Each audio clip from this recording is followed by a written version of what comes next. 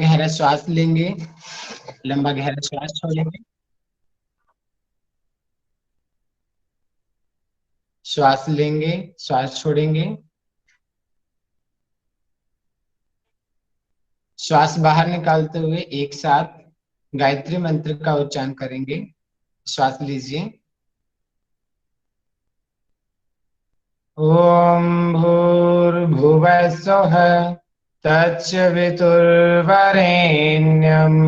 भर्गो देवस्य धीमहि धियो यो नः प्रचोदयात्। एक साथ सभी प्रतिज्ञा करेंगे, मेरे बाद दोहराएंगे। मैं प्रतिज्ञा करता हूं आजीवन यम नियम का पालन करूंगा। मैं प्रतिज्ञा करता हूं फर्स्ट अटेम्प्ट में जेआरएफ एग्जाम क्लियर करूंगा। मैं प्रतिज्ञा करता हूं विश्व में योग का पताका फहराऊंगा। मेरी संकल्प शक्ति सुदृढ़ है, पवित्र है, आबाद है। ओम ओम ओम। मेरे पास अजय मनोबल है। ओम ओम ओम। मैं अपनी संकल्प शक्ति से सब कुछ कर सकता हूँ। ओम ओम ओम। शांति ही शांति ही शांति ही। आंखें सभी बंद ही रखेंगे और जैसे जैसे मैं बोलूंगा उन विचारों को अपने स्मृति पटल पे लेके आते रहेंगे। हम हठ योग प्रदीपिका पढ़ रहे हैं और हठ योग प्रदीपिका के हम तृतीय उपदेश में आ चुके हैं। तृतीय उपदेश मुद्राओं से संबंधित है और कुंडलिनी के ज्ञान को इसमें बताया गया है। धरती का आधार शेषनाग है और सभी योग की विद्याओं का जो आधार है वो कुंडलिनी है। गुरु के द्वारा, गुरु के प्रसाद से कुंडलिनी शक्ति का जागरण करना चाहिए और कुंडली शक्ति के जागरण होने से सभी प्रकार के जो पद्म है, चक्र है, वो खुल जाते हैं और तीनों ग्रंथियां ब्रह्मा विष्णु रुद्र ग्रंथि का भेदन होता है। जब इस ऐसा होता है तो जो सुषुम्ना का मल दूर हो जाता है और सुषुम्ना का रास्ता चौड़ा हो जाता है राजपथ की तरह, जिससे चित्त निरालंब यानी शांत हो जाता है।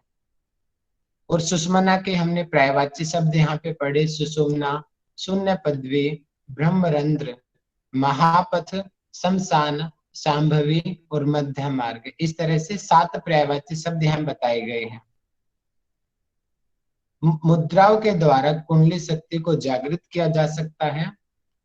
तृतीयोपदेश में 10 मुद्राओं का वर्णन है, जिसमें है महामुद्रा, महाबंध, महावेद, उड्डयन, मूलबंध, जालंधर, विपरीत करणे, वज्रोली और शक्तिचालिनी मुद्रा।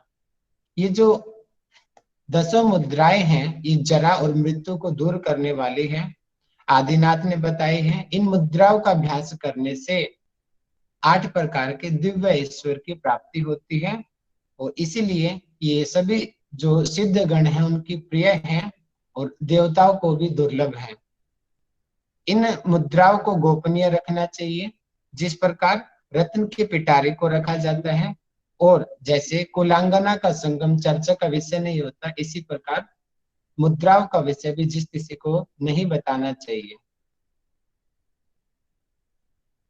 महामुद्रा का वर्णन है। महामुद्रा हमने जानी थी, जिस प्रकार जानू शीर्षासन किया जाता है, अपना लेफ्ट लेग को लेफ्ट अपनी योनि के नीचे रख के, जो राइट लेग उसको सामने फैला करके, दोनों हाथों से पंजे को पकड़ करके जालंधर बंद लगा, श्वास अंदर भर के जालंधर बंद लगा के रोकना, इसको महामुद्रा कहते हैं। महामुद्रा करने से जैसे एक सांप होता है, टेढ़ा मेढ़ा रहता है हमेशा, जैसे उसको डंडे से पीटा जाता है सांप का टेढ़ापन भी सीधा हो जाता है, ठीक इसी प्रकार महामुद्रा का अभ्यास करने से जो सर्पाकार हमारी कुंडलिनी है वो भी सीधी हो जाती है। और इसके जब ऐसा होता है महामुद्रा का अभ्यास करने से, जो जैसे मरणावस्था की जो स्थिति होती है, उसमें मरणावस्था में श्वास प्रश्वास पूरक रेचक बंद हो जाता है, ठीक वही अवस्था इस मुद्रा का अभ्यास करने से आ जाती है।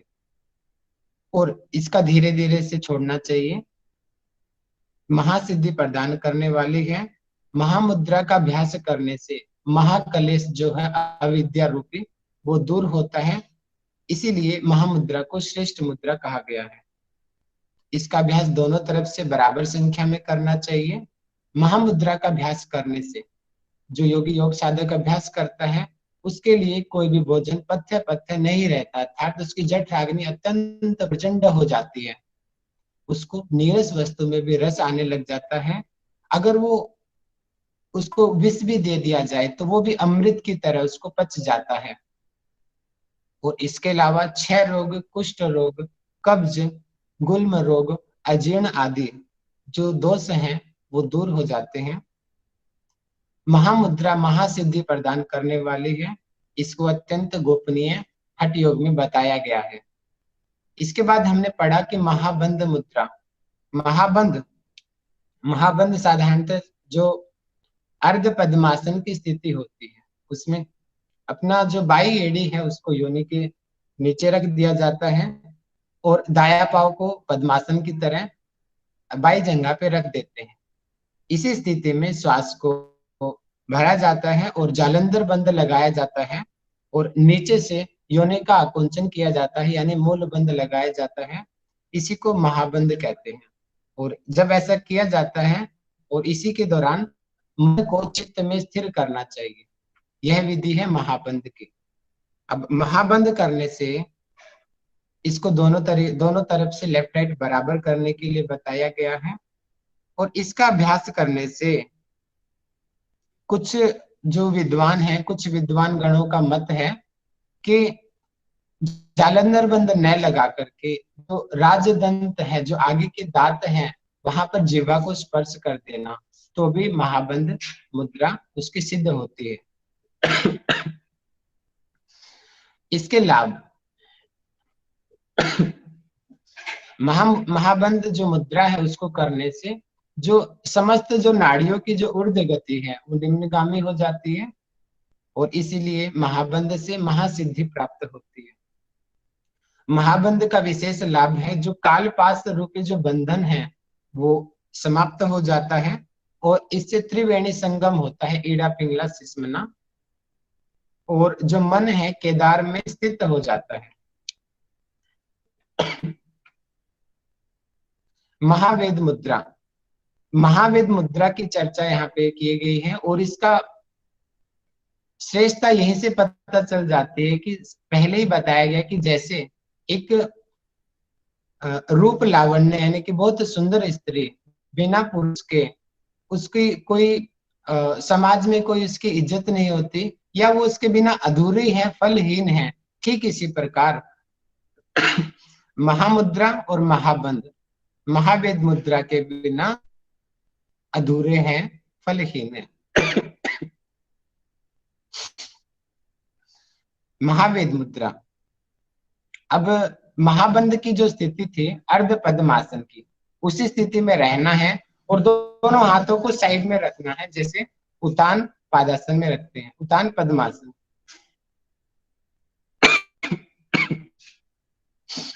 और अपने नितंबों को बार बार ऊपर की तरफ उठाना है और इसी को महावेद मुद्रा कहते हैं। 1 मिनट माफी चाहूंगा मैं, सॉरी। पानी पी लीजिए सर।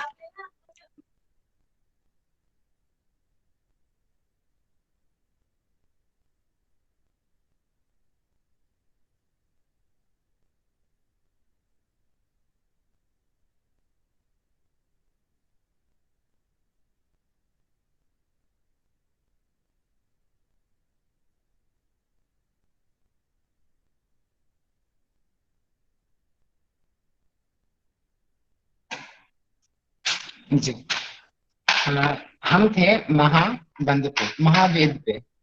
तो जो महावेद है, जो महाबंध वाली स्थिति में हाथों को साइड में रख करके नितंबों को अप डाउन करना है अपनी एड़ी पे।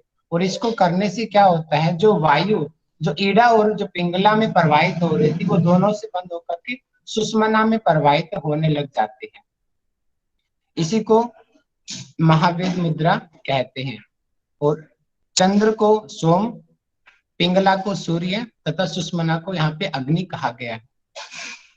और इसका अभ्यास तब तक करना चाहिए जब तक मृतावस्था की स्थिति ना आ जाए। तो महावेद मुद्रा को करने से वलित पलित जो रोग हैं वो दूर होते हैं। और वलित पलित रोग है झुर्रियाना, झुर्रियां जो होती हैं, बालों का पकना और कंपन को ये दूर करता है। इस तरीके से तीनों मुद्राओं का अभ्यास करने से जरा यानी बुढ़ापा और मृत्यु का नाश होता है और अग्नि प्रदीप्त होती है। और जो अणिमा आदि जो अष्ट ऐश्वर्य हैं, अष्ट सिद्धियों की प्राप्ति होती है। इनका अभ्यास कितना करना चाहिए, इसके लिए बताया कि एक दिन में 3 घंटे इसका अभ्यास करना चाहिए। और 3 घंटे को 8 बार में डिवाइड कर लीजिए, 8 पहर में। तो इस तरीके से इन तीनों का अभ्यास करना यहाँ पे बताया गया है। आज हम पढ़ेंगे खेचरी मुद्रा। तो खेचरी मुद्रा मैं प्रेजेंट करने जा रहा हूँ स्क्रीन। कन्हैया जी बताएंगे क्या स्क्रीन विजिबल है? हाँ जी। रुचि रुचि जी बताएंगे क्या स्क्रीन विजिबल है? जी हम स्टार्ट कर रहे हैं अभी। क्या आप लोग पढ़ देख पा रहे हैं कन्हैया जी सामने? हाँ।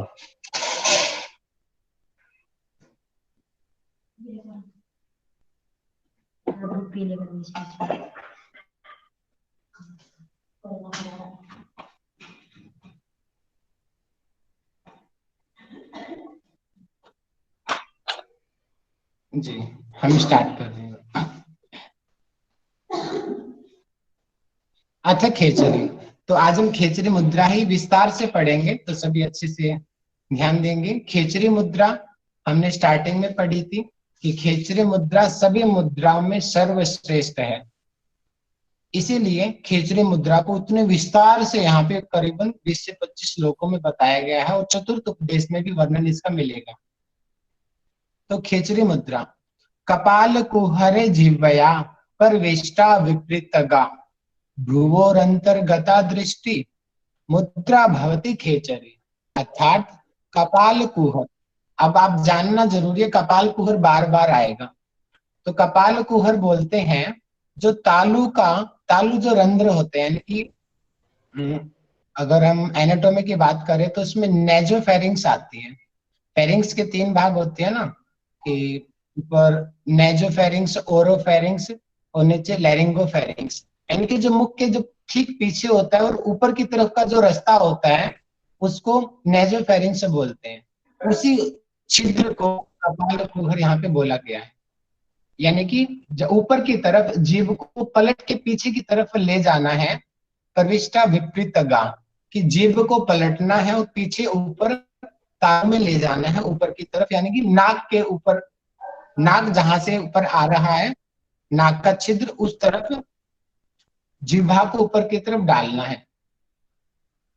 और इसके आगे बताया कि भ्रुव और अंतर्गता दृष्टि, जो दृष्टि है उसको भ्रू मध्य में लगा देना है। मुद्रा भवती खेचरी, इसी को खेचरी मुद्रा कहते हैं। दोबारा से बता रहा हूं, कपाल कुहर जो मुख है, मुख के ऊपर का जो छिद्र है, जहां से पीछे से नाक के रास्ते से भी कई कफ आदि जो निकलता है, हम नेति करते हैं, ऊपर नाक से डालते हैं सूत्र को और वो सूत्र गले में आ जाता है। तो वो जो रास्ता है उसी को कपाल कुहर बोलते हैं। कि उस रास्ते में अपनी जीभ को डालना है, प्रविष्ट कराना है और दृष्टि को भ्रू मध्य में स्थापित कर देना है। इसी को खेचरी मुद्रा कहते हैं। अब खेचरी मुद्रा, हाँ जी जी। ये बात तो समझ आ गई सर, लेकिन जो दृष्टि है ना वो समझ नहीं आई कि दृष्टि भूमध्य कहाँ से डालनी है, सीधा सीधी रखनी है, कहाँ रखनी है?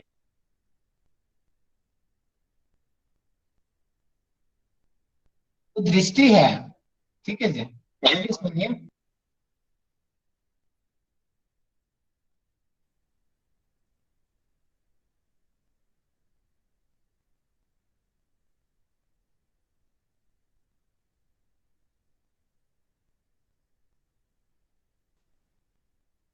देखिए भ्रूमध्य जो दृष्टि है, हमने सिद्धासन पढ़ा था। सिद्धासन में भ्रूमध्य आईब्रो सेंटर को बोलते हैं। जो आईब्रो सेंटर में जो दृष्टि स्थापित की जाती है, एक तो होती है नासाग्र दृष्टि जो पद्मासन में की जाती है, सिंहासन में की जाती है। भ्रूमध्य दृष्टि, भ्रू के मध्य में जो दृष्टि की जाती है उसको भ्रूमध्य बोलते हैं।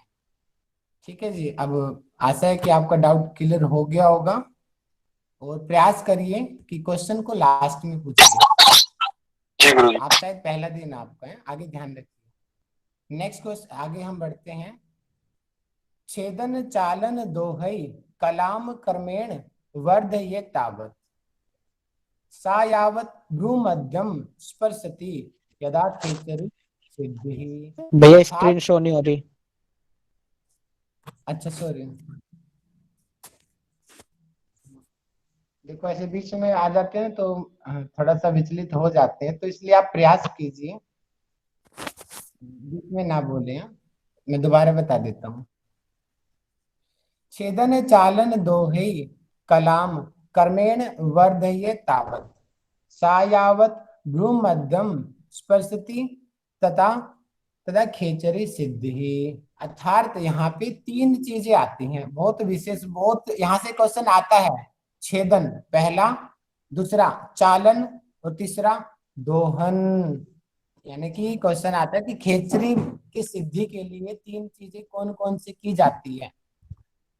छेदन का अर्थ होता है काटना, छेदना। चालन का अर्थ होता है चलाना, और दोहन का अर्थ होता है दोहन करना। अब छेदन का अर्थ जैसे कि जो हमारा, मैं इसकी कैमरा खोल के दिखाता हूं आपको, थोड़ा ज्यादा क्लियर हो जाएगा आप सभी को। कि जैसे कि कोई पेपर है, पेपर है, अब इसको हमें छेदन करना है। छेदन का अर्थ यानी कि ये रहा, इसको चीर दिया हमने। इसी प्रकार जो हमारा जीभ का जो मूल है, जीभ के नीचे आप देखेंगे यहाँ पे एक बंध है जो इसको रोकता है, उसको हमें, जैसे कि आजकल तो हमारे पास ब्लेड है, लेकिन उसमें यहाँ पे बताया गया है स्नूही के पत्ते के द्वारा उस मूल को थोड़ा सा काटना है, उसी को छेदन बोलते हैं। और दूसरा है चालन। चालन का अर्थ जीभ को पकड़ना है और जीभ को लेफ्ट राइट को अप डाउन करके चलाना है, इसी को चालन कहते हैं। और दोहन यानी कि दोहना, जैसे कि जिन्होंने दूध निकाला होगा, जो गांव से रिलेटेड है, वो ज्यादा अच्छे से समझेंगे कि जैसे कि गाय भैंस का क्या करते हैं कि जैसे कि थन को पकड़ के ऐसे ऐसे दूध निकालते हैं, उसको बोलते हैं दोहना। इसी प्रकार जीभ को इस प्रकार खींचना है, इसी को दोहन कहते हैं। चालन यानी कि छेदन काटना, चालन चलाना, और दोहन मतलब कि इसको दोहना। मूल हम ये क्यों कर रहे हैं? ताकि हमारी जीभ लंबी हो जाए, इसलिए हम ऐसा कर रहे हैं।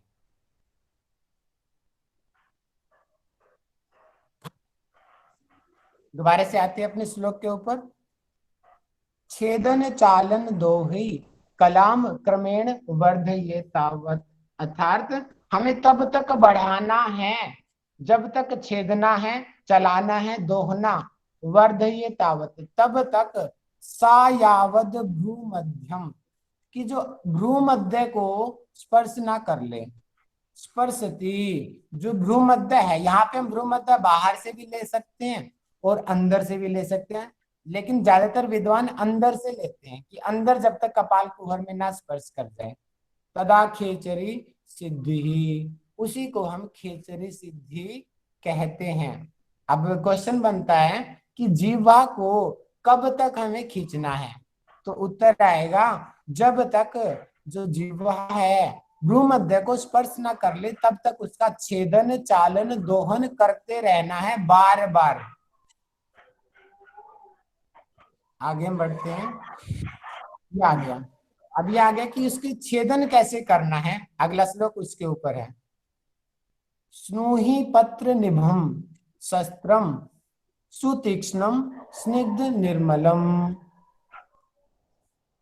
समादाय ततस्तेन रोम मात्रम समुच्चिनेत। अर्थात स्नूहि पत्रम, पत्रम यानी कि पत्ता, स्नूही एक नाम है किसी पेड़ का, जैसे पीपल का पत्ता, नीम का पत्ता, है ना, बबूल का पत्ता। इसी प्रकार स्नूही एक कोई पेड़ है, कोई वृक्ष है, कोई पौधा है, मुझे पता नहीं पौधा है या वृक्ष है, लेकिन कोई है। उसका जो पत्ता होता है ना, उस पत्ते के समान शस्त्रम, उसको हथियार बनाना है। यानी कि वो बहुत तीखा होता है। सुतीक्ष्णम, वो तीखा होगा, बहुत अति तीक्ष्ण, जैसे कि ब्लेड होता है, बहुत तीव्र तीक्ष्ण वाला, कि थोड़ा सा कटते स्किन कट जाती है उससे। स्निग्ध, वो चिकना होता है, और निर्मलम, और शुद्ध होता है। दोबारा से बता रहा हूँ, स्नूही का पत्ते की तरह, या तो पत्ता हो या उसके समान कोई और। शस्त्रम, उसको शस्त्र बनाना है, हथियार की तरह यूज करना है। सुतीक्ष्णम, वो अत्यंत तीखा होना चाहिए, उसकी धार तेज होनी चाहिए, जिसको हम अपनी खेचरी मुद्रा में छेदन क्रिया में यूज करेंगे। स्निग्धम, वो चिकना होना चाहिए, ऐसा नहीं है, रुक्ष नहीं होना चाहिए। निर्मलम, और शुद्ध होना चाहिए, ऐसा नहीं है कि हम लोहे को यूज कर रहे हो टेटनस होगी हमें, यानी कि उसका कोई साइड इफेक्ट भी नहीं होना चाहिए जिस चीज को हम यूज कर रहे हैं। आगे बताया कि समादाय ततस्तेन रोम मात्रम समुच्छिनेत, अर्थात कि उसको, जो हमने लिया है हथियार, उसको लेके ततस्तेन है, उसके बाद हम करेंगे रोम मात्रम, जैसे बाल होता है ना रोम के समान, ठीक बाल के बराबर काटेंगे। पूरा एकदम से नहीं काट देना है, नहीं तो बहुत ज्यादा नुकसान होएगा। बिल्कुल बाल के बराबर काटना है एक बार में। ये आप ध्यान रखिए कि एक बार में कितना काटना है, तो उत्तर आएगा रोम मात्र, जैसे बाल होता है, बाल के समान बाल भर काटना है, ज्यादा नहीं काटना। आगे बताया गया है,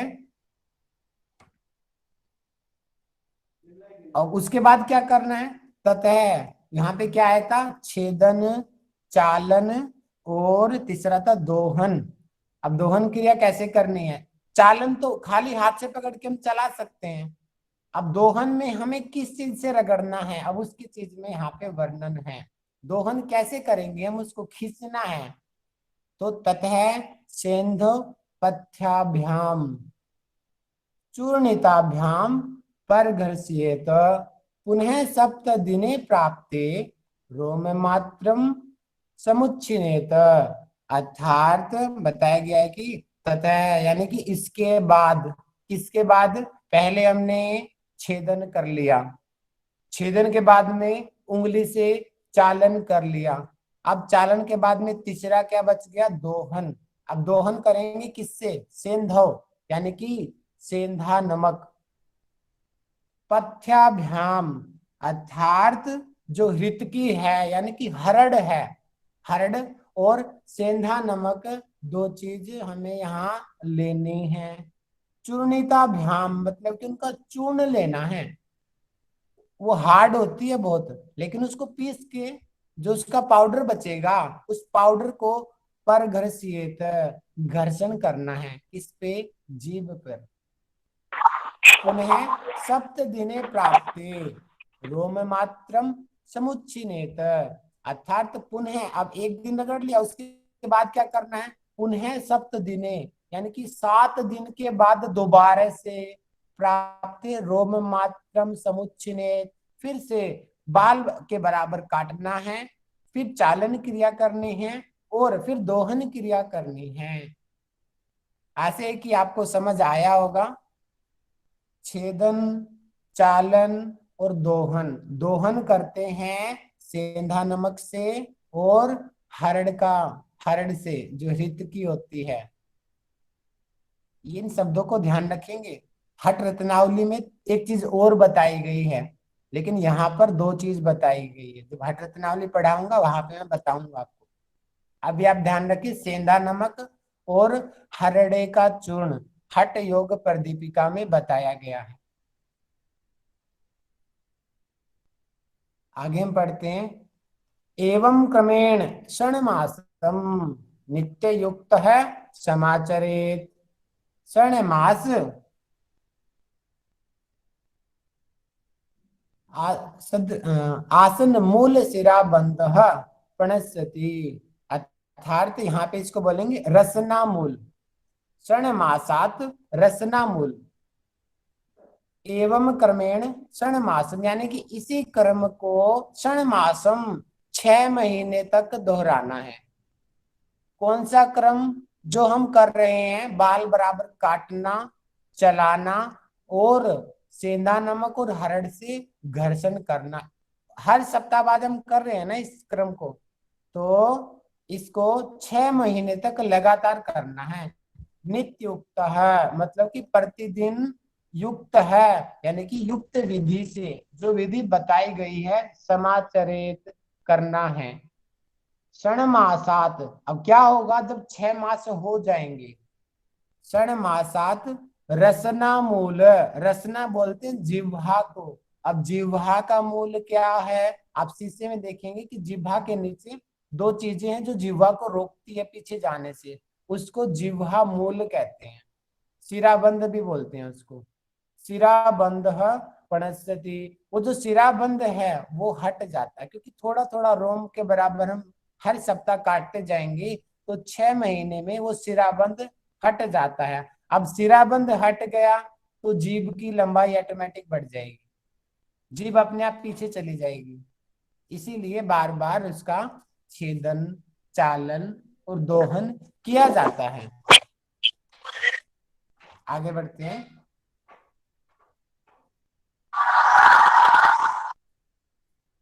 कलाम, कलाम यानी कि कलाम बोलते हैं जिह्वा को। प्रांग मुखी कृत्वा त्रिपथे परियोजयेत, साभवेत खेचरी मुद्रा व्योम चक्रम तदुच्यते, अर्थात जिह्वा को प्रांग मुखी, मुख के विपरीत दिशा में पीछे की तरफ उल्टा करके त्रिपथे परियोजयेत, त्रिपथ बोलते हैं, जैसे कि हम साधारण भाषा में बोलते हैं ना टी पॉइंट। टी पॉइंट क्या होता है? 3 दिशाओं का रोड होता है वो, कि उसमें एक ऐसे जा रहा है और एक ऐसे आ रहा है। टी पॉइंट, भैया टी पॉइंट पे जाके राइट ले लो, लेफ्ट ले लो। इसी प्रकार ये जो टी पॉइंट है, त्रिपथ है, हमारे मुख में है। पहला तो मुख का रास्ता हो गया, एक ऊपर से आंख कान नाक से आ रहा है वो रास्ता हो गया, और नीचे से पेट में जा रहा है। 3 रास्ते टी पॉइंट बन गया ना ये, यानी कि इस टी पॉइंट पे उसको त्रिपथ बोलते हैं। त्रिपथे परिजयोजेत मतलब कि कपार कुहर में उसको लगा देना है टी पॉइंट पे। सा भवेत खेचरी मुद्रा, उसको खेचरी मुद्रा कहते हैं। व्योम चक्रम तदुच्यते, और उसी पॉइंट को व्योम चक्र भी कहते हैं। यानी कि दोबारा से बता रहा हूं, जो जिह्वा को कपार कुहर में लगाया हमने पीछे ऊपर तालु मूल में, जिसको त्रिपथ बोला है, और उसी को खेचरी मुद्रा हम कहते हैं, और उसी को व्योम चक्र भी कहते हैं। देखो व्योम चक्र का स्थान आ गया। कोई पूछ ले कि व्योम चक्र क्या होता है, अब आप कंफ्यूज नहीं होना कि व्योम चक्र जो टी पॉइंट है, टी पॉइंट मतलब कि आप बोलोगे कि जो ओरोफेरिंक्स है, ओरोफेरिंक्स के ऊपर जो नेजोफेरिंक्स वाला रास्ता जा रहा है, वो जो पॉइंट है उस पॉइंट को व्योम चक्र कहते हैं। योग राजोपनिषद में आएगा, 9 चक्रों का वर्णन वहां पे मिलता है। सिद्ध सिद्धांत पद्धति में भी 9 चक्रों का वर्णन मिलता है, वहां पे आप व्योम चक्र के बारे में विस्तार से हम पढ़ेंगे। तो व्योम चक्र जैसे कि मूलाधार, मणि जो है मणिपुर, अनाहत, विशुद्धि, इसी प्रकार व्योम चक्र भी होता है। आगे हम पढ़ते हैं। रसना मूर्धवांगा कृत्वा स्नार्धमपि तिष्ठति, विषय विमुच्यते योगी व्याधि मृत्यु जरादि भी, अर्थात अब इसके लाभ आ गए। तो एक बार मैं कन्हैया जी आप बता दीजिए, क्योंकि मुझे लग रहा है थोड़ा सा क्रिटिकल टॉपिक है। आप लोग समझ पा रहे हो या मैं आगे बढ़ूं? समझ रहे हैं सर। हाँ जी बिल्कुल। थैंक यू बिल्कुल समझ में आ रहा है। समझने वाला टॉपिक यस, समझ में आ ठीक रहा है है। ठीक है। यस सर समझ में आ रहा है, पर सर एक क्वेश्चन था, ये आप टी पॉइंट बोल रहे हो, ये इपिग्लोटिस रीजन होगा क्या? एक तरीके से आप लगा सकते हो। देखिए ये रास्ता जो है ये ऊपर से आ रहा है हेड से, ठीक है, ये है हमारा मुंह, ओरल, और ये नीचे स्टमक। अब टी पॉइंट कहाँ पे होगा? ये रहा, यहाँ पे हमें, यानी कि ये जीभ है, यहाँ पे जीभ बाहर लटकती है, जीभ को पीछे ले जाना है इस रास्ते में और ऊपर की तरफ ले जाना है उसको। अब इसको आप क्या बोलोगे? टॉन्सिल बोलोगे, क्या बोलोगे? आप कुछ भी बोलो, लेकिन ऊपर ले जाना है इसको, ठीक है जी। आगे बढ़ते हैं। अच्छा यहीं पे थे हम।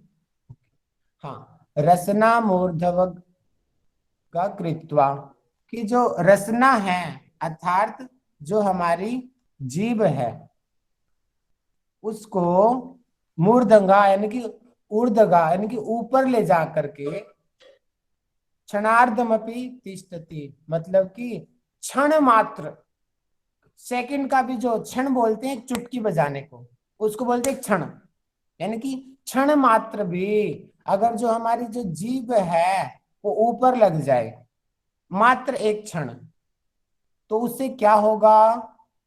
विषयी विमुच्यते योगी व्याधि मृत्यु जरादि भी, कि क्षण मात्र भी अगर जीभ ऊपर की तरफ कपाल कुहर में लग जाए तो उसको विषयी यानी कि जो विष का प्रभाव उसके ऊपर नहीं होगा, व्याधि वो बीमार नहीं होगा, मृत्यु वो मृत्यु पर विजय प्राप्त कर लेगा, जरा बुढ़ापा उसको नहीं सताएगा, यानी कि वो सदा युवक ही रहेगा जो खेचरी सिद्धि कर लेता है। यानी कि यहाँ पर तो सिद्धि की बात नहीं कही, यहाँ पर तो सिर्फ क्षण मात्र की बात कही है। मात्र एक क्षण भी अगर हमारी जिह्वा कपाल कुहर में स्पर्श कर जाए तो हमारे शरीर में विष का प्रभाव नहीं होगा, हम निरोगी हो जाएंगे, मृत्यु का जो भय है वो दूर हो जाएगा और बुढ़ापा के लक्षण नहीं आएंगे। आगे हम बढ़ते हैं। अब और क्या लाभ होता है? न रोगो मरणम तंद्रा न निद्रा न क्षुधा तृषा न च मूर्छा भवे तस्य या मुद्राम वेति खेचरीम, अर्थात क्या होगा खेचरी मुद्रा के लाभ?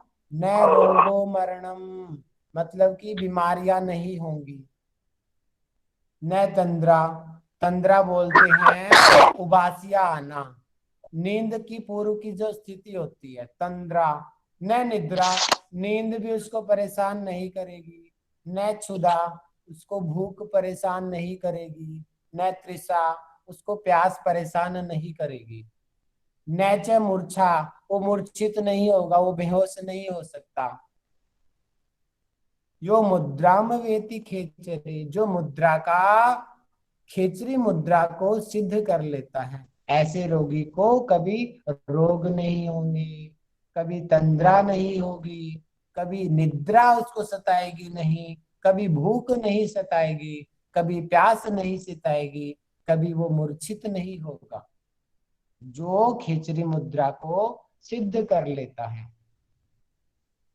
आगे बढ़ते हैं।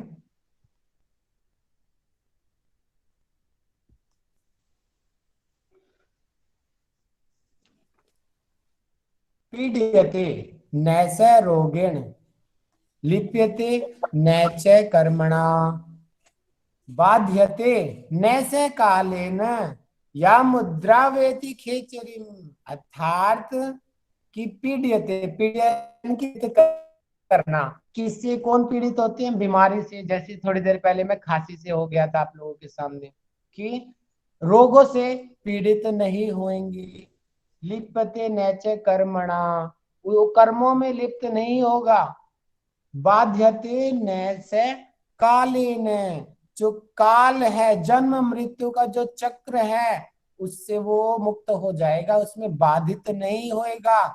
यो मुद्राम वेति खेचरी, जो खेचरी मुद्रा को सिद्ध कर लेता है उसको कभी रोग पीड़ित नहीं करेंगे, कभी वो कर्म में लिप्त नहीं होगा और कभी वो काल के यानी कि जन्म मृत्यु के चक्र में बाधित नहीं होगा, लिप्त नहीं होगा, अर्थात वो मुक्त हो जाएगा। आगे बढ़ते हैं।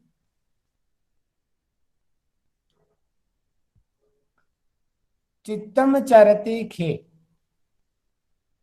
यस्मा जिह्वया चरति खे गता, तेनैसा खेचरी नाम मुद्रा सिद्धैर निरूपिता।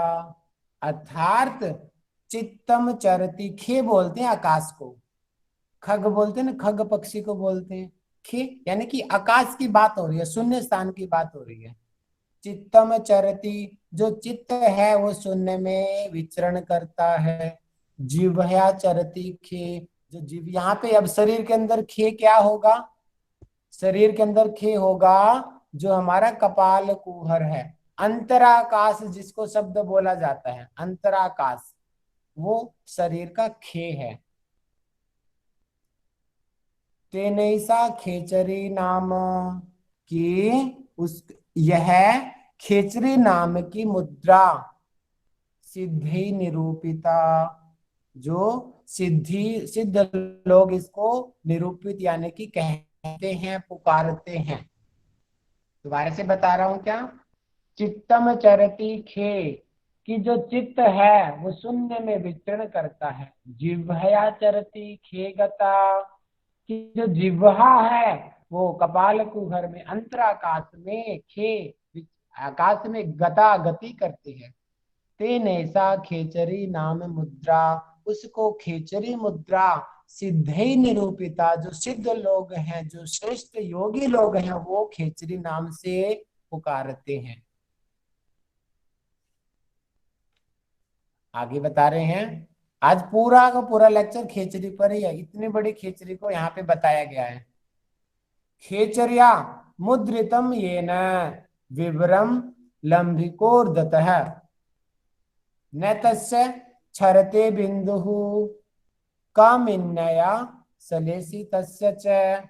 अब देखिए इतना बड़ा बेनिफिट यहाँ पे बता दिया खेचरी मुद्रा का, कि खेचरिया मुद्रितम, कि खेचरी मुद्रा ये न जो साधक करता है, विवरम, विवर बोलते हैं, एक नाले को लगा लो, नाला, उसको विवर, या खाली जो पाइप, पाइप वाला स्थान भी विवर होता है। शरीर के अंदर खाली क्या है, ये जो हमारा अंदर का रास्ता, जो हम अभी बात कर रहे थे 2 पॉइंट वाली, ये जो ऊपर का जो रास्ता है विवर है। और आगे आएगा कि 5 विवर है, आंख से आ रही है, कान से आ रही है, मुंह से आ रही है, इस प्रकार ये 5 विवर यहाँ पे बोला गया है। तो अब आगे विवरम लंबिको ऊर्धत, कि लंबिका यानी कि जो जीभ है, ऊर्धत है, ऊपर की तरफ जब जाती है। न तस्य क्षरते बिंदु, उससे क्या होगा, क्षरते मतलब कि कम नहीं होगा, क्या, बिंदु, बिंदु यानी कि वीर्य, यानी कि जो खेचरी मुद्रा करेगा उसका बिंदु का नाश नहीं होगा। और तो और साधारण भी नाश नहीं होगा, और देखो यहाँ पे एक विशेष शब्द यूज किया है, कामिन्नया सलेसित, अर्थात अगर वो व्यक्ति, वो साधक अगर कि लिंग का संबंध भी बनाएगा किसी स्त्री के साथ, कोई स्त्री पुरुष के साथ, तो भी उसका वीर्य का नाश नहीं होगा। कामिन्या सलेसी तस्य, किसका, जिसने खेचरी मुद्रा का सिद्ध कर लिया है, वो अगर व्यक्ति अगर शारीरिक संबंध भी बनाएगा, उसके बाद भी उसके बिंदु का नाश नहीं होगा। स्पष्ट बताया गया है यहाँ पे, देख लीजिए, इतनी ज्यादा प्रभावी है खेचरी मुद्रा। अब और ज्यादा ये देखिए नेक्स्ट शर्त आगे बताया गया है, आप लोग इसको पढ़ लेंगे, मैं ज्यादा डीप नहीं जाऊंगा। उसका देखिए रीजन क्या होता है, भागवत गीता के अकॉर्डिंग मैं आंसर देना चाहता हूं कि भागवत गीता में एक बात बोला गया है कि अनासक्त होके कर्म करना। जब हम अनासक्त होके कर्म करते हैं ना, तो उन कर्मों का फल हमें नहीं मिलता। ठीक वही फॉर्मूला यहाँ पर लगेगा कि जो खेचरी मुद्रा का जो साधक होता है ना, उसको क्या होता है, वो आसक्ति समाप्त हो जाती है। उसको पता नहीं होता। एक तो हम करते हैं अपनी आसक्त भावना में शारीरिक संबंध बनाए जाते हैं, लेकिन जो खेचरी मुद्रा को जो साधक होता है ना, उसके अंदर ये लिखा हुआ है काम जन्य उत्तेजना का स्फुरण, यानी कि वहां पे होगा ही नहीं, उसको पता ही नहीं चलेगा कि उसने शारीरिक संबंध बनाए हैं या नहीं बनाए हैं। दूसरे पर्सन को पता लग जाएगा उसने उसके साथ शारीरिक संबंध बनाए हैं, लेकिन जो खेचरी मुद्रा का साधक होगा वो उस आसक्ति में नहीं डूबेगा, और इसी वजह से उसके बिंदु का नाश नहीं होगा। ये खोज है यहाँ पे इसका। नहीं तो शारीरिक संबंध जो है वो सबसे विनाशकारी बताया गया, इसलिए बोलते हैं ब्रह्मचर्य का पालन करना चाहिए। लेकिन यहाँ पर खेचरी मुद्रा में उस ब्रह्मचर्य को और कैसे हम बढ़ा सके उसके बारे में बता दिया गया है यहाँ पे। और मैं फिर दोहरा रहा हूँ, अब आगे हम जैसे जैसे मुद्रा में पढ़ेंगे कुछ विशेष और बातें आएंगी, मैं सिर्फ टेक्स्ट के अकॉर्डिंग बताऊंगा, और टेक्स्ट में भी जो विशेष है सिर्फ वो बताऊंगा, उसमें मेरे अन्य कोई सुझाव नहीं होंगे। जो टेक्स्ट में दिया होगा मैं साफ साफ वो बताऊंगा। और आप लोग ध्यान रखेंगे, जो लोग दूसरे ग्रंथों को पढ़ रहे हैं केवल धाम के अलावा, बिल्कुल भी वज्रोली वाले चैप्टर को मत पढ़ना। इतना बेकार वर्णन किया गया है वज्रोली मुद्रा को आगे आने वाले चैप्टर में। तो आप काफी हद तक मुझे केवल धाम का जो हिंदी ट्रांसलेशन है भावार्थ वो बहुत अच्छा लगा, लेकिन आगे तो बहुत ही बेकार हो जाएगा। तो आप से निवेदन है कि दूसरी पुस्तकों से बिल्कुल मत पढ़िए, खासकर वज्रोली वाला चैप्टर। वो आएगा, मैं बता दूंगा मैंने क्यों मना किया है, आप पढ़ के देख लेना, आपको पता चल जाएगा। अभी हम वापस आते हैं अपने टॉपिक पर। अभी हमने ऊपर खेचरी मुद्रा का लाभ पढ़ा कि अगर जो खेचरी मुद्रा का जो साधक है अगर वो शारीरिक संबंध भी बना लेगा तो भी उसके बिंदु का नाश नहीं होगा, और अगर बाय चांस बिंदु नीचे आ गया तो भी उसको वो अभ्यास के द्वारा, नीचे लिखा हुआ योनि मुद्रया निबद्धो, अर्थात चलती अपि यदा बिंदु, अर्थात जो बिंदु है वो स्खलित हो गया, जो वीर्य है वो निकल गया, यानी कि शरीर में आ गया, बाहर निकलने वाला है। संपतो योनि मंडलम, योनि मंडल के स्थान में आ गया, जैसे कि ये है शरीर हमारा, ठीक है, ये बैठा हुआ यहाँ पे, ये है योनि मंडल यहाँ पे, और यहां से ये नीचे आया, अब यहां से वो यहां तक आ गया वीर्य।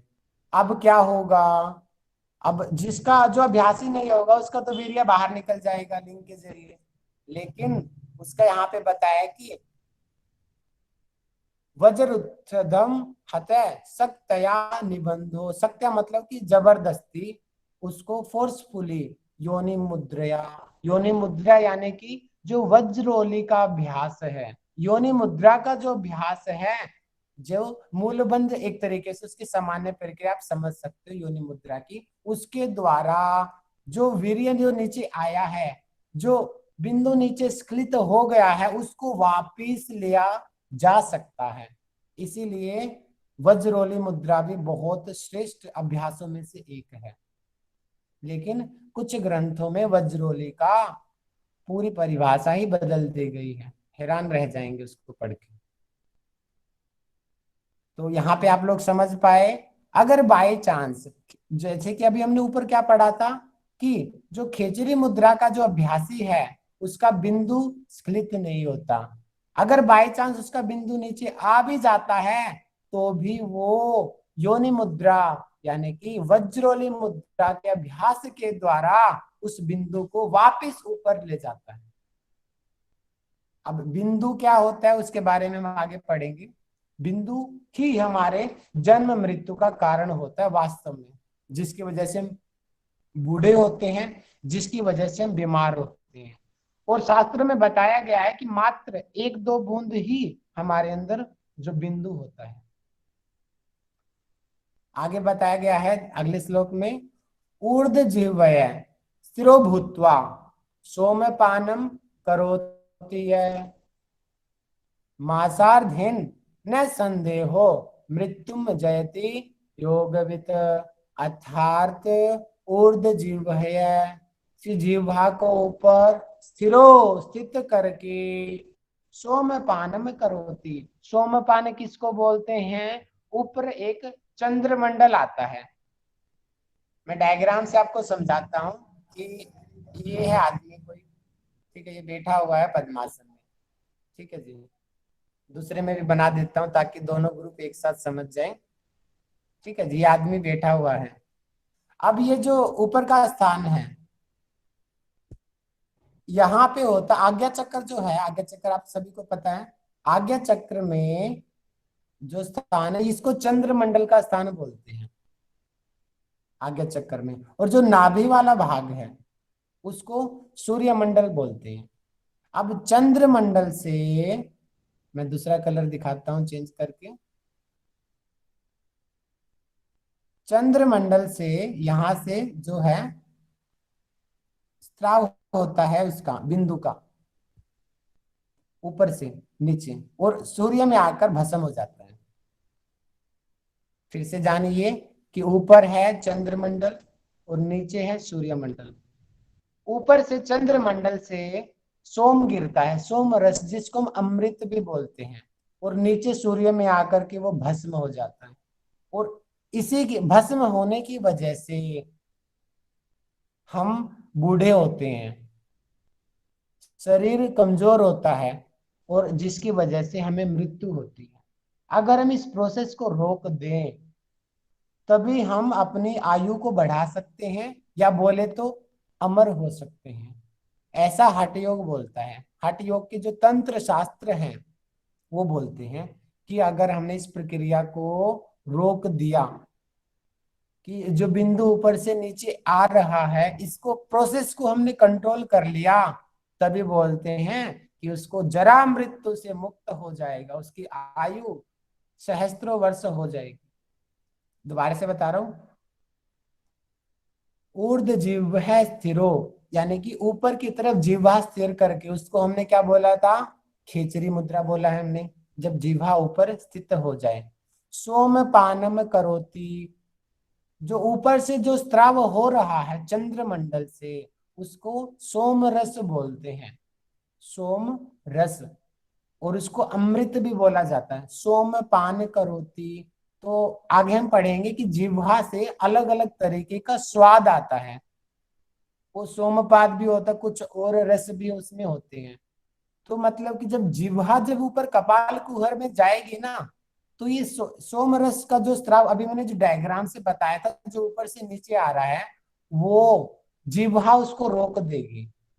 और अभी हमने बताया था अगर हमने उस प्रोसेस को रोक दिया, उसी से हमारी आयु बढ़ जाएगी, मृत्यु नहीं होगी। लेकिन ऐसा हम कर नहीं पाते हैं। लेकिन जो योग साधक करते हैं और वो सहस्त्र वर्ष तक जीते रहते हैं। आगे बताया गया है मासार्धीन, मतलब कि आधे मास में, यानी कि 15 दिन में, न संदेहो मृत्यु जयति योगवित, कि जो मासार्धीन यानी कि आधे महीने तक भी लगातार सोमपान का जो रस पान कर लेता है, जिह्वा को कपाल कुहर में स्थित किए रहता है, उसकी मृत्यु जय में कोई संदेह नहीं है। अर्थात वो जो साधक मृत्यु पर विजय प्राप्त कर लेता है, जिसने 15 दिनों तक लगातार सोमपान कर लिया खेचरी मुद्रा से। आगे बढ़ते हैं। आगे देखिए, इसमें ये बहुत सारे देखो टिप्पणी में डिफाइन किया हुआ है, आप टिप्पणी को जरूर पढ़ना। मैं नहीं पढ़ा रहा हूं, लेकिन आप पढ़ना है इसको। इसमें वही बात होगी जो मैंने बोली है, लेकिन आपका कंसेप्ट क्लियर हो जाएगा टिप्पणी को पढ़ने से। बुक सभी के पास है तो सभी अच्छे से पढ़ेंगे। आगे में अगले पढ़ रहे हैं। नित्यम, प्रतिदिन, सोम कला पूर्णम, कि सोम जो रस से परिपूर्ण है, क्या? शरीरम, यस्य योगिन है, वो योग साधक, तक्ष केणापि दष्टस्य विषम तस्य न सर्पति, अर्थात नित्यम यानी कि ऊपर हमने पढ़ा कि जो सोमकाल का पान करता है, यानी कि जो जो योग साधक खेचरी मुद्रा जिसने सिद्ध कर ली है वो सोमरस का पान करेगा। और जिसका अभ्यास इतना ज्यादा हो गया है कि उसका पूरा शरीर ही सोम कला से परिपूर्ण हो गया है, उसके साथ क्या होगा? तक्षकेणपि, तक्षक एक सांप का नाम है, तक्षक, और सबसे जहरीला सांप होता है, जैसे शेषनाग, कोबरा, अनेकों नाम है ना, इस तरीके से तक्षक नाम का एक सांप होता है। 10 टस से अगर वो तक्षक सबसे जहरीला अगर सांप भी काट ले, विषम तस्य न सर्पति, तो उस सांप का जहर का असर नहीं होता उस योगी के शरीर में, अर्थात उसका शरीर पर विष का कोई प्रभाव नहीं पड़ेगा, अत्यंत बलशाली हो जाएगा वो योग साधक। दोबारा से बता रहा हूं मैं, नित्यम सोम कला पूर्णम शरीरम यस्य योगिनी, जिस योग साधक का शरीर सोम रस से परिपूर्ण हो गया है। तक्षकेणपि 10 टस्य, अगर तक्षक नामक सांप 10 टस्य काट लेता है, तो दो तक्षक सबसे जहरीला सांप है, तो उसका भी विषम तस्य न सर्पति, उसके जहर का भी असर नहीं होता। किस पर नहीं होता? जो खेचरी मुद्रा का जिसने सिद्ध कर लिया है, जिसका शरीर सोमरस से परिपूर्ण है, उस पर तक्षक के जहर का कोई असर नहीं होता। आगे बढ़ा रहे हैं, अब खेचरी मुद्रा के बारे में और प्रशंसा की गई आगे। ईंधनाने, यानी कि जो ईंधन है, जैसे कि लकड़ी आदि, लकड़ी, पेट्रोल, डीजल, जो ईंधन के जो पदार्थ है, यथा वहनी, लकड़ी रहने से जो अग्नि है, तेलवर्ती च दीपक, कि जैसे तेल और बाती रहने से दीपक नहीं बुझता।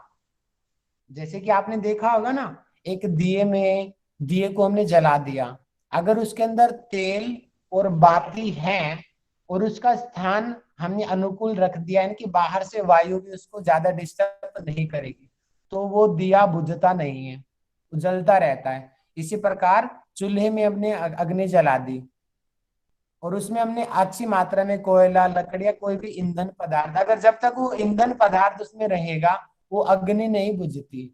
ठीक इसी प्रकार, तथा इसी प्रकार सोम कला पूर्णम, सोम कला पूर्णम अर्थात जिसका शरीर सोम रस से परिपूर्ण है। देही कौन होता है? और देह होता है शरीर, और देही है शरीर में रहने वाला, और भागवत गीता में स्पष्ट वर्णन मिलता है, देही कौन है? आत्मा, कि शरीर में कौन रहता है? आत्मा रहती है। तो अर्थात देही देहम न मुंचती, कि जो देही है यानी कि आत्मा शरीर को नहीं छोड़ती जब तक शरीर में सोम रस भरा हुआ है। देखिए एग्जाम्पल यहाँ पे लकड़ी से और दिए के एग्जाम्पल से समझा दिया कि जैसे बिना तेल और बाती के, तेल और बाती जब तक है दिया कभी नहीं बुझेगा, जब तक ईंधन है तब तक अग्नि नहीं बुझेगी। ठीक इसी प्रकार जैसे सोम कला से परिपूर्ण हमारा जो शरीर है उसको आत्मा कभी नहीं छोड़ेगी, अर्थात उसकी मृत्यु नहीं होगी। कंसेप्ट समझे आप सभी? सोम कला कितनी ज्यादा महत्वपूर्ण है। अब अगला श्लोक बहुत इंपॉर्टेंट है, बहुत ज्यादा आता है एग्जाम एक बार टाइम में, देख और लो। यहां से आप समझना कि कई बार हम शास्त्रों के अर्थों का, जो श्लोकों के अर्थों का गलत अर्थ ले जाते हैं और क्या से क्या बन जाता है। देखिए यहाँ पे बताया गया है गो मासम भक्षयेत नित्यम, साधारण भाषा में हम इसकी हिंदी ट्रांसलेशन क्या करेंगे? गोमांस का भक्षण करने वाला। अरे बाप रे, अब उसको यहाँ पे अच्छा बोला गया कुलीन योगी, जो गोमांस का भक्षण करता है। लेकिन आप लोगों को जानना जरूरी है कि वास्तव में गोमांस होता क्या है। आगे हम पढ़ेंगे उसके बारे में। गोमासम भक्षयेत नित्यम पिबेत अमरवारुणिम कुलीनम तमहम मन्नये इतरे कुल घातक है। अर्थात देखिए स्वात्माराम जी ने क्या कहा कि जो योग साधक गोमांस का भक्षण करता है, यानी कि गोमांस खाता है, भक्षण का अर्थ है यहाँ पे आप पहले सुन लीजिए, पिबेत पीता है, अमर वारुणी जो अमर वारुणी का पान करता है और गोमांस का जो भक्षण करता है, वो कुलीनम, उसको मैं श्रेष्ठ बोलता हूँ, कुलीन कि वो शुद्ध है, श्रेष्ठ योगी मानता हूं मैं उसको। अन्य इतरे लग कुल घातक है, जो ऐसा नहीं करते उसको मैं कुल घातक मानता हूं, कि कुल का घातक है वो, यानी कि कलंक जिसको बोलते हैं। यानी कि दोबारा से बता रहा हूं, रिपीट कर रहा हूं मैं, गोमांस का भक्षण करने वाला और अमर वारुणी का पान करने वाला, स्वात्मा राम जी ने कहा है वो कुलीन योगी है, अर्थात शुद्ध योगी है, श्रेष्ठ योगी है। और जो ऐसा नहीं करता उसको कुल घातक कहा है, कलंक कहा है, धरती पे जिसको बोलते हैं तो धरती पे बोझ है, वो है वो।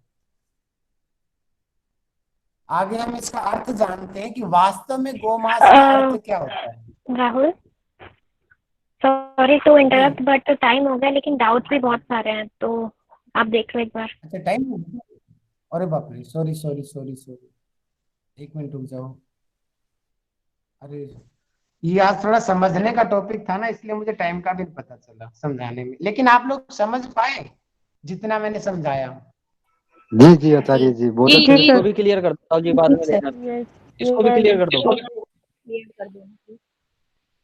ये 3 श्लोकों में है, नहीं समय ज्यादा लग जाएगा मुझे पता है समझाने में, क्योंकि समझने का टॉपिक है बहुत ज्यादा ये वाला टॉपिक।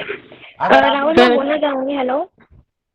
हाँ जी, अभी जो आपने लास्ट श्लोक करवाया ना, तो जिसको बताया जाए कि गौ मांस जो भक्षण करता है, ये कल कल दोबारा रिपीट कर देना यहाँ से, क्योंकि ये कंसेप्ट थोड़ा सा क्लियर नहीं है। ठीक है मैं क्लियर कर दूंगा। और साधारण मोटा मोटा मैं अभी बता लेता हूँ, जीभ को कपाल कुहर में लगाना, इसी को गोमांस बोलते हैं। और ऊपर से जो सोम रस को जो पान होता है उसको अमर वारुणी कहते हैं। देखिए कि जीभ पीछे ले गया, इसी को गोमांस बोला गया यहाँ पे। और ऊपर से जो सोम रस का जो स्त्राव, जो रस पान कर रहे हैं, उसको अमर वारुणी बोला गया। अब मैं पूछता हूँ क्वेश्चन, सभी रेडी हो? यस नो में जल्दी से आंसर करें। यस। मैसेज में मैसेज में मैसेज में।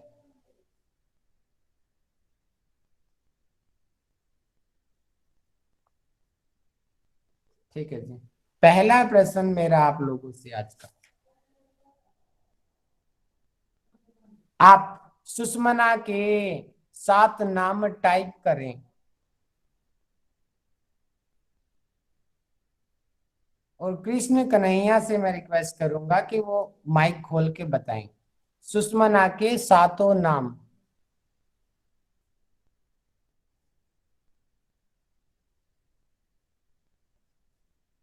हाँ जी। जल्दी करें, मैं देख रहा हूँ। दुश्मना, पदवी, ब्रह्मरंध्र, महापथ, संभवी, माध्य मार्ग, एक वाचका। ठीक है। थोड़ा सा चूक गया, अच्छा बोला आपने, बहुत बढ़िया। मैसेज करें सभी, बाकी देखते हैं। सबसे बढ़िया, वाह, हिमांशु वर्मा जी फर्स्ट हैं। सुषमना, शून्य पदवी, ब्रह्मरंध्र, महापथ, शमशान, सांभवी, मध्य मार्ग, एक वाचका का अर्थ होता है कि ये सभी पर्यायवाची शब्द हैं, वो उसका नाम नहीं है। बहुत बढ़िया, काफी लोगों ने रिस्पॉन्स किया है मैसेज के थ्रू, बहुत बढ़िया। अगला प्रश्न मेरा है आप लोगों से कि स्वात्मा राम जी ने 10 मुद्रा बताई हैं, उन 10 मुद्राओं में सबसे श्रेष्ठ मुद्रा कौन सी है और उसका संख्या क्या है सीक्वेंस में, अगर हम बात करें तो वो 3rd महामुद्रा। नंबर पे है, 4th पे है। अरे भैया मैसेज करो।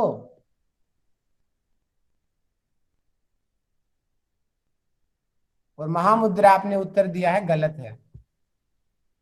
मैं श्रेष्ठ की बात कर रहा हूं, मतलब कि 10 में जो श्रेष्ठ है, जो आज हम पढ़ रहे थे वो ही है श्रेष्ठ। और श्रेष्ठता से आप लगा लो कि सब इतना ज्यादा पहले किसी मुद्रा में श्लोक मिले हैं, सबसे ज्यादा श्लोक खेचरी मुद्रा के हैं यहाँ पे।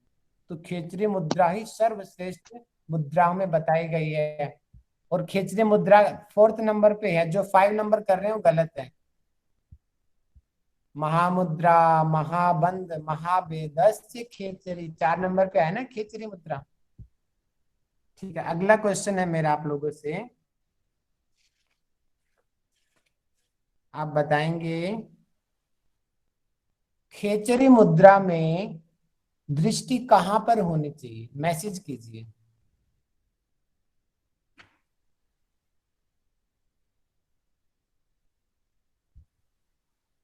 और भूपेंद्र कुमार जी बताएंगे माइक खोल के, इसके अलावा भ्रूमध्य दृष्टि और कहां कहां बताई गई है।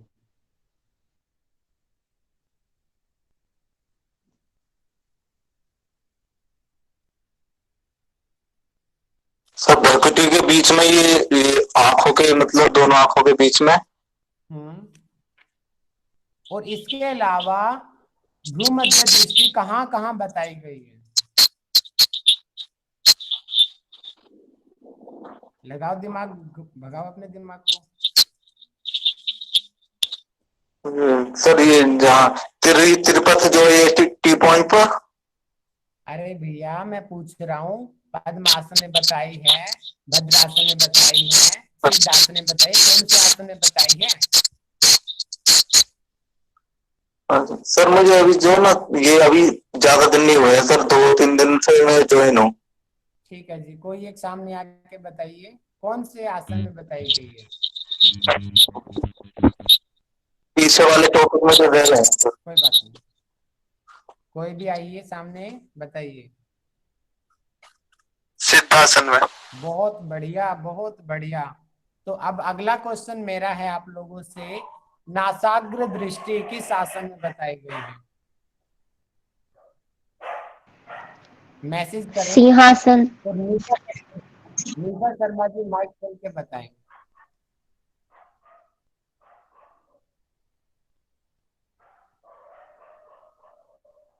हेलो, मेरी आवाज आ रही है। हेलो, हाँ जी बोलो। पद्मासन में बताई गई है नासागर पे। और भी कोई आसन है पद्मासन के अलावा।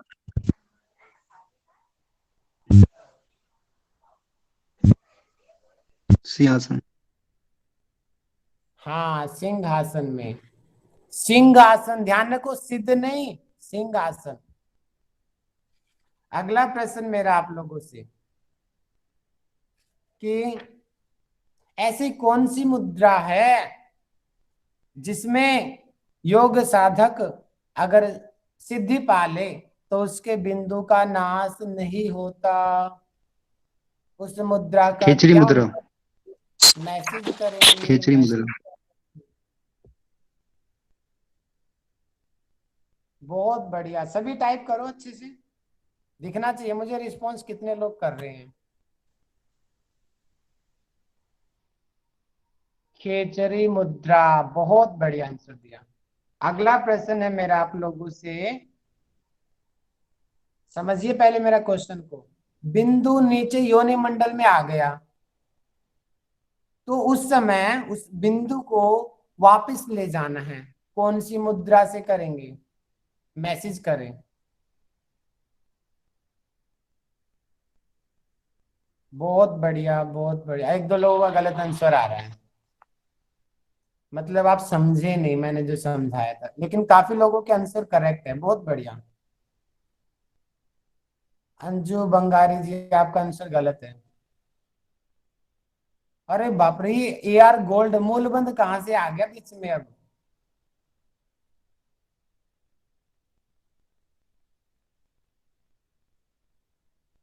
वापस ले जाना योनि मुद्रा, और योनि मुद्रा का दूसरा नाम वज्रोली। अगला क्वेश्चन है मेरा आप लोगों से कि ऐसी कौन सी मुद्रा है जिसको करने से कर्मों में लिप्त नहीं होते, मुक्ति पा लेते। एक तरीके से हम योग दर्शन की बात करें तो अशुक्ल अकृष्ण कर्म हम हो जाते हैं, उस लायक हो जाते हैं। वो कौन सी मुद्रा है?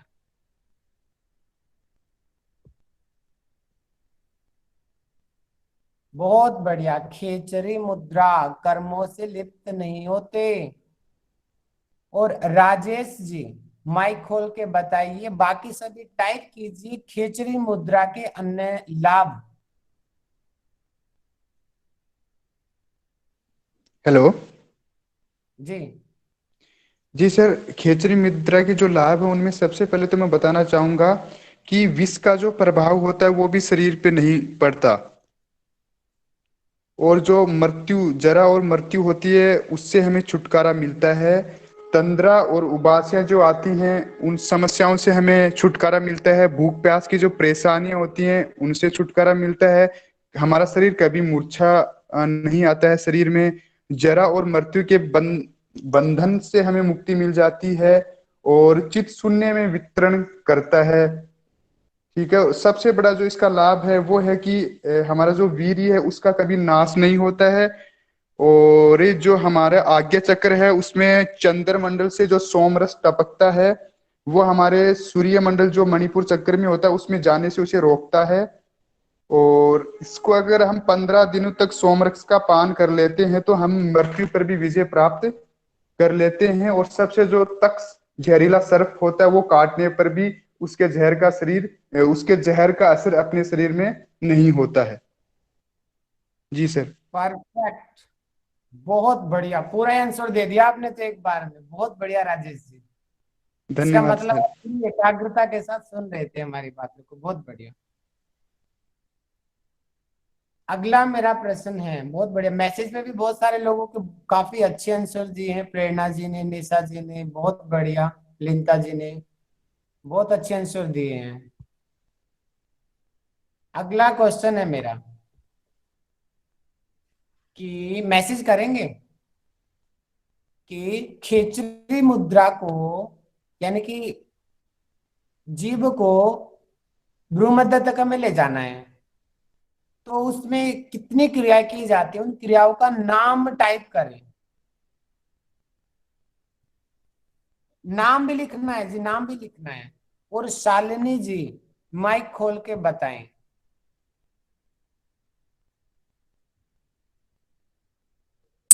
सर छेदन, चालन और दोहन करते हैं, ये 3 क्रियाएं करते हैं। अब उनको समझा दो जी, छेदन क्या होती है। छेदन जो होता है वो एक सेहड़ू के पत्र के समान कोई जो तीक्ष्ण सा होता है, उससे लेकर अपने जीवा के मूल भाग को, उसके जो एक रोम सा भाग होता है उसको काटते हैं, उसके अंश को जो काटते हैं, और उस पे सेंधा नमक या हरे का चूर्ण बनाकर उस कटे हुए स्थान पर घर्षण करते हैं। 1 वीक तक इसका